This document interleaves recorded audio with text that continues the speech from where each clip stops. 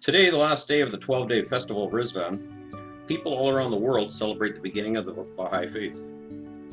158 years ago, on May 2nd, 1863, the prophet and founder of the Baha'i faith, Baha'u'llah, rode out of Baghdad into an unknown, ultimately lifelong exile and imprisonment. But instead of observing a day of sadness, Baha'is observe this anniversary called the 12th day of Ridvan as one of the high points of the Baha'i year. The Ridvan festival commemorates Baha'u'llah's 12-day sojourn into the Garden of Ridvan outside Baghdad. During the final days before his banishment to Istanbul, then known as Constantinople, Baha'is around the globe joyfully observe Ridvan, which means paradise, as a festival of renewal and peace because it commemorates the beginning of the Baha'i faith and celebrates the first law of the new revelation, Baha'u'llah's admonition to humanity to cease all warfare.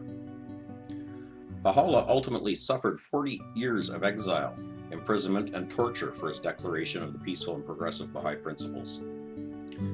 Because of Baha'u'llah's increasing influence throughout the entire region and the large growing number of followers attracted to his teachings, the Persian government began pressuring the government of Baghdad to extradite him early in 1863.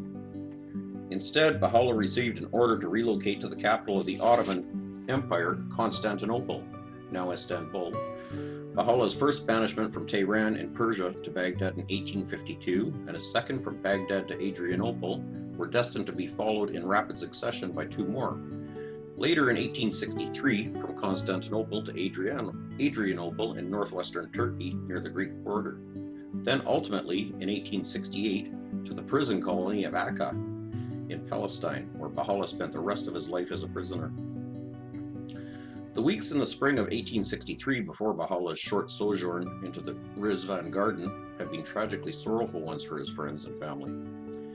Informed of the government's banishment order, which would remove Baha'u'llah from Baghdad and tear him away from most of them forever, they mourned and lamented.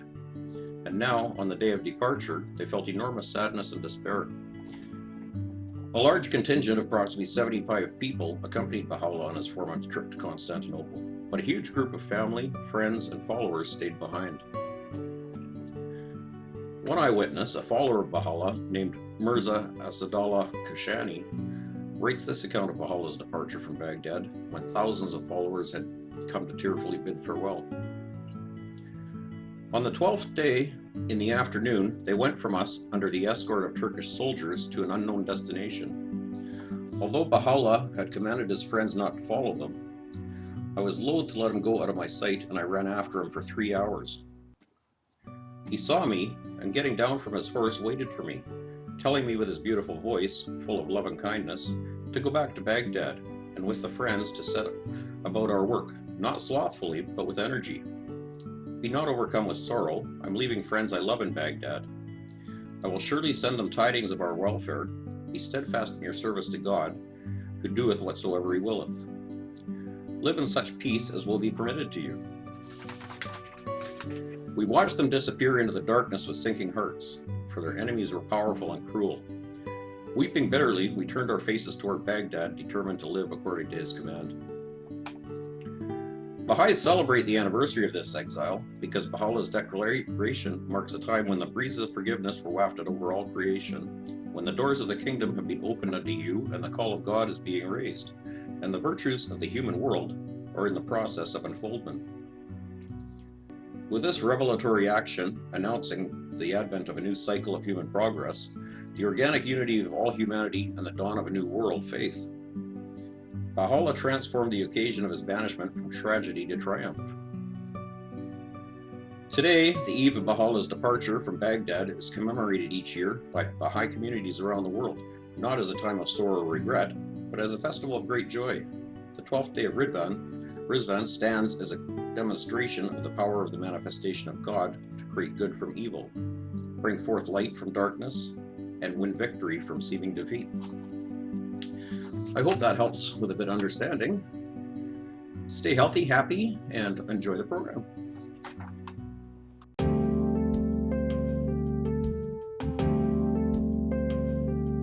The divine springtime has come. The divine springtime has come. The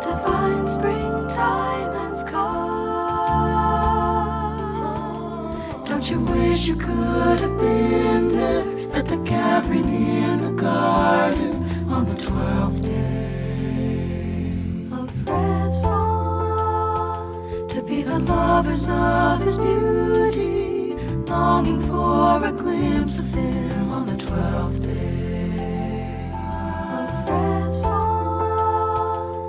Sorrow and joy embrace on the day not followed by night. Farewell with love and such grace, as he leaves there on his journey, and the hearts are filled with yearning on the 12th day of Ridvan. The divine springtime has come. The divine springtime has come.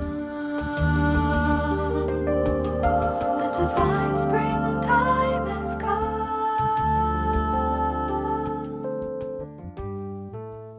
This is the day in which God's most excellent favors hath been poured out upon men, the day in which his most mighty grace hath been infused into all created things.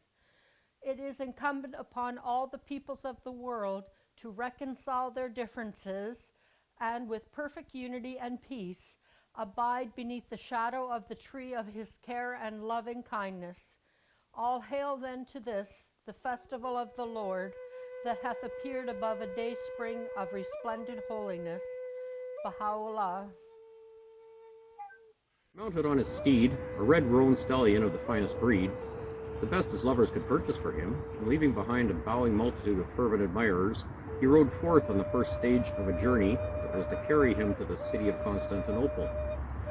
Numerous were the heads, Nabil himself a witness that memorable scene, recounts which on every side bowed to the dust at the feet of his horse and kissed its hooves, and countless were those who pressed forward to embrace his stirrups. How great the numbers of those embodiments of fidelity testifies a fellow traveler who, casting themselves before that charger, preferred death to separation from their beloved.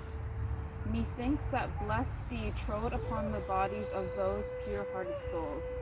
He, God, it was Baha'u'llah himself declares, who enabled me to depart out of the city clothed with such majesty as none except the denier and the malicious can fail to acknowledge. These marks of homage and devotion continued to surround him until he was installed in Constantinople.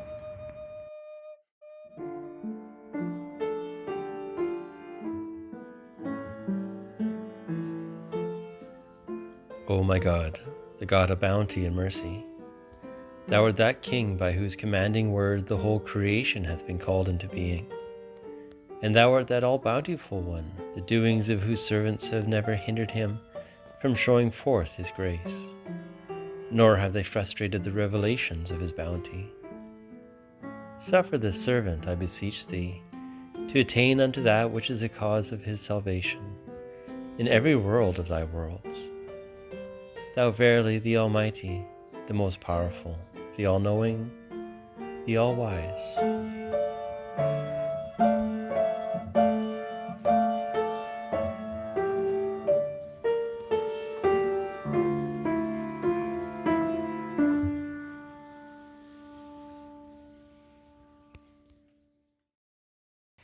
And when the appointed time of tarrying was fulfilled, and the decree of departure was received, the beauty of the All-Merciful arose and went out from the Ridvan garden, riding upon the finest stallion. Blessed then be the All-Glorious, who appeared in the world of creation with a sovereignty that transcendeth the heavens and the earth.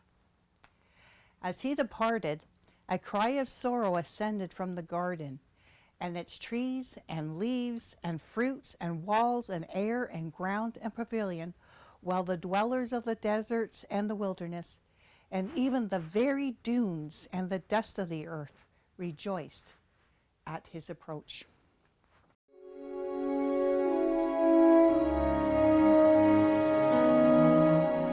Those who Baha'u'llah had indicated were to remain behind stood in a row. They were so entirely overcome with sorrow that they all burst into tears. Baha'u'llah drew back up to them and consoled them. He assured them that it was better for the cause that they should stay behind. He said that there were some with a tendency for causing mischief, and he was therefore taking them with him. One of the friends was utterly beyond all control of anguish and sorrow, and addressed the crowd with a poem declaring, "Let us all rise to weep like the clouds of spring. When lovers become separated from their beloved, you hear even the wailings of the stones." Baha'u'llah was so moved by this, remarking how the poem was just for such a day. Those fortunate enough to depart with Baha'u'llah were sobbing and crying with them, their tears pouring out of their eyes. The clergy, jurists, rulers, and commoners were all crying and weeping with them.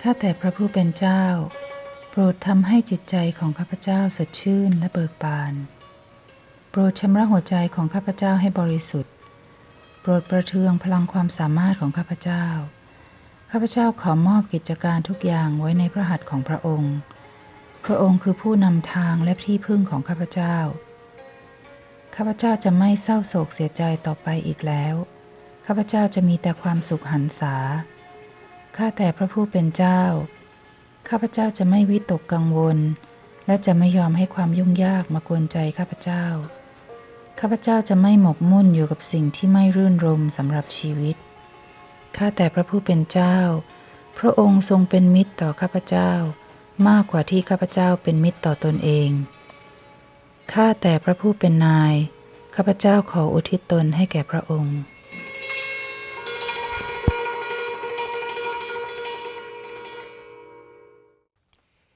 In the arrival and departure of the ancient beauty, the signs and tokens of God were made clear and evident, and the light of revelation was made to shine forth in the plenitude of its glory.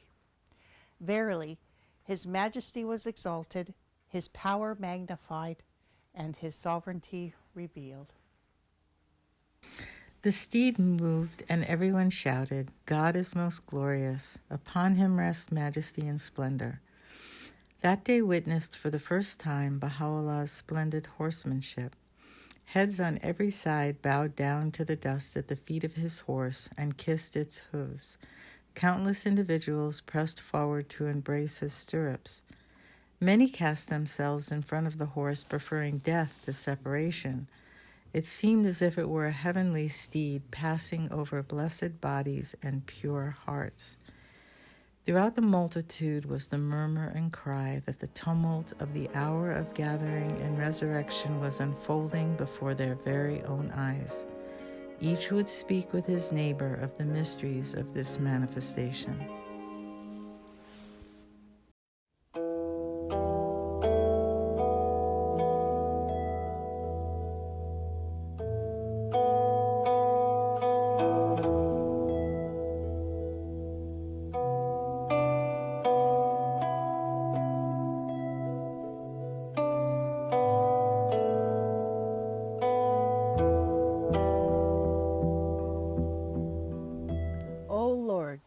Thou knowest that the people are encircled with pain and calamities and are environed with hardship and trouble. Every trial doth attack man, and every dull adversity doth assail him like the assault of a serpent. There is no asylum or refuge for him except under the wing of thy protection, preservation, guard, and custody. O thy merciful one, O my Lord, make thy protection my armor, thy preservation my shield, humbleness before the door of thy oneness my guard, and thy custody and defense my fortress and abode. Preserve me from the suggestions of self and desire, and guard me from every trial, difficulty, and guard me from every sickness, trial, difficulty, and ordeal. Verily thou art the protector, the preserver, the sufficer, and verily thou art the merciful of the most merciful. Abdul Baha.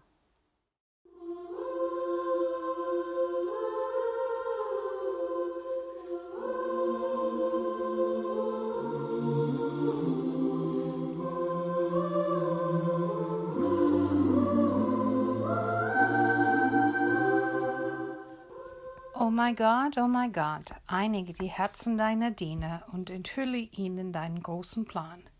Gib, dass sie deinen Geboten folgen und deinen Gesetzen die Treue halten. Hilf ihnen, o Gott, in ihrer Bemühung und verleihe ihnen die Kraft, dir zu dienen. O Gott, überlasse sie nicht sich selber, sondern lenke ihre Schritte durch das Licht deiner Erkenntnis und beglücke ihre Herzen durch deine Liebe. Wahrlich, du bist ihr Helfer und ihr Herr. Baha'u'llah.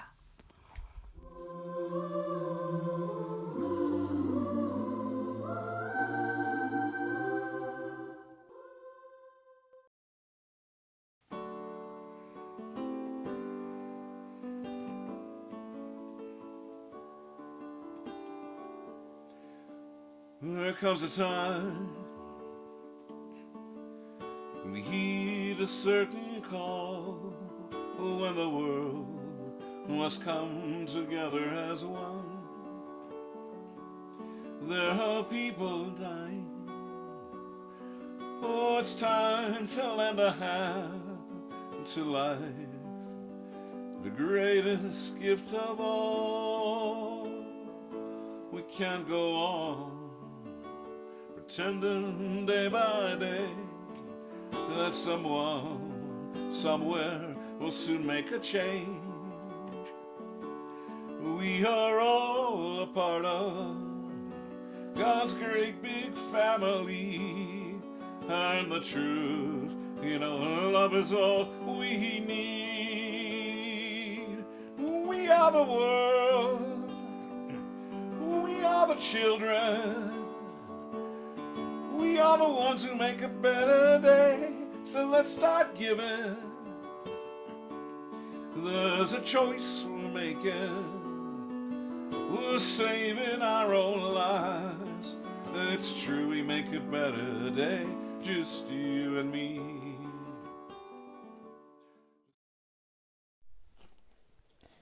الله خداوندا این طفل صغیر را در آغوش محبتت پرورش فرما و از صدی عنایت شیر ده.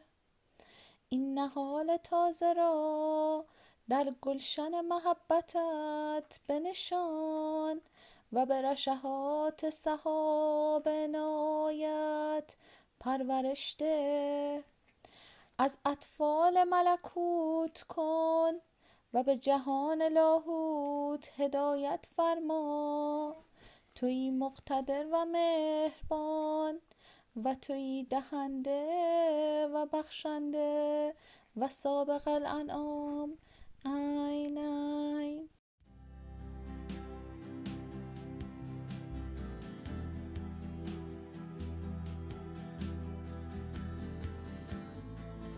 O thou kind Lord, thou hast created all humanity from the same stock. Thou hast decreed that all shall belong to the same household.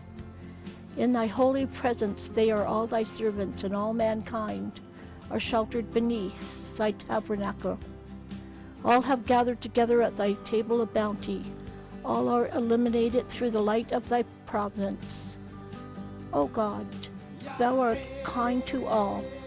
Thou hast provided for all, does shelter all, confers life upon all. Thou hast endowed each and all with talents and faculties, and all are submerged in the ocean of thy mercy.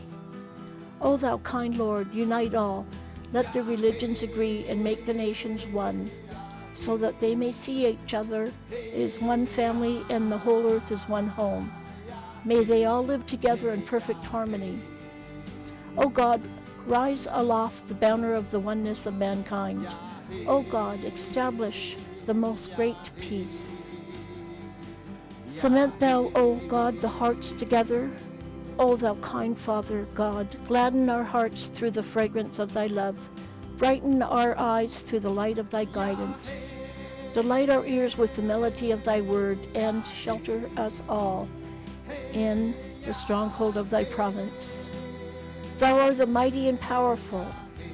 Thou art the forgiving, and thou art the one who overlooketh the shortcomings of all mankind. Abdu Baha'i. O God, my God, I have set my face towards thee and supplicate the outpourings of the ocean of thy healing. Graciously assist me, O Lord, to serve thy people and to heal thy servants. Every culture has their own way of worshiping our one Creator, and we, in my particular case, I learned about our Creator at a very young age from my elders, and from there it branched off to I was exploring other ways of worshiping our Creator. I tried the Bible. From one Bible stems over 5,000 denominations and sects. So how is it supposed to say? S-E-C-T-S. S-E-C-T-S. Okay. And anyways, I followed the elders and I listened to their words of wisdom, and I've retained what I've collected. Then when I came into the Baha'i faith, then the wisdom just flourished. Then I began to understand in depth what they were trying to tell me. And they prophesied that there would be two religions coming on our part of Mother Earth. First one was a cross, because the cross represents east, south, west, north. And the center was a halo, and the elders thought that, oh, look at the center. The center is Mother Earth, and the four is sacred direction. Then we knew that the first religion came down from the east. And then they said that the second religion that will come and help us to teach the people of Mother Earth that we're all the one creation that came from our Creator, and that we're all brothers and sisters. And the second messenger will help us. They look like First Nation, but they're not First Nation. They look like they're white, but they're not white. It turns out to be Persian, the Persian nation. And anyways, I've studied the Baha'i faith, and I began to realize, yes, this is what we have been waiting for. Now it has arrived, and that symbolizes the fullness of time. And the first, and our medicine people said, our spirit will start to be reawakened after the eagle has landed on the moon. In 1969, forwards came back from the moon. The eagle has landed. So now, it's First Nations time to be heard and understood.